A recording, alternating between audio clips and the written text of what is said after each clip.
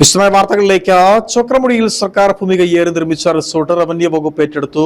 Winter garden എന്ന പേരിൽ പ്രവർത്തിച്ചിരുന്ന റിസോർട്ടാണ് ഏറ്റെടുത്തത്. റിസോർട്ട് പ്രവർത്തിച്ചിരുന്ന ഭൂമിയുടെ പട്ടയം വ്യാജമെന്ന് കണ്ടെത്തി റദ്ദു ചെയ്തതിന് പിന്നാലെയാണ് റിസോർട്ട് എടുത്തുകൊണ്ടുള്ള റവന്യൂ വകുപ്പിന്റെ നടപടി.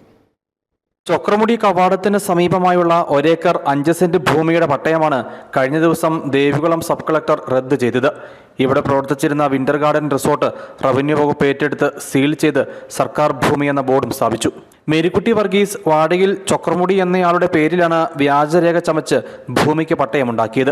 പട്ടയത്തിനായി നേരിട്ട് ബന്ധപ്പെട്ട അപേക്ഷാ രജിസ്റ്റർ, പട്ടയം നൽകുന്ന രജിസ്റ്റർ, പട്ടയ മഹസർ, പതിവ് ലിസ്റ്റ് തുടങ്ങിയ രേഖകൾ ഒന്നുമില്ല എന്ന് കണ്ടെത്തിയതോടെ പട്ടയം റദ്ദ് ചെയ്യുകയായിരുന്നു.